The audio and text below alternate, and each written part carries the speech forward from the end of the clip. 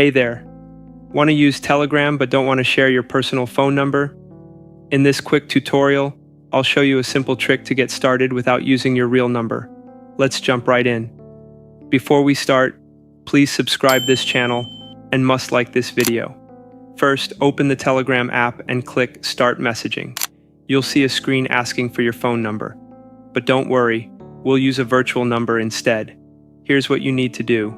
Open Google and search for free virtual number. Click on one of the websites from the results. Scroll through the list of virtual numbers and pick one you like. Once you've chosen a number, click the copy icon to save it to your clipboard. Now, go back to Telegram and paste the number in the box.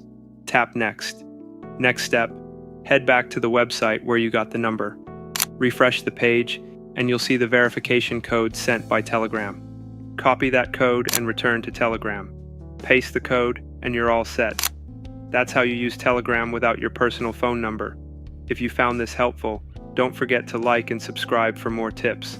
See you in the next video.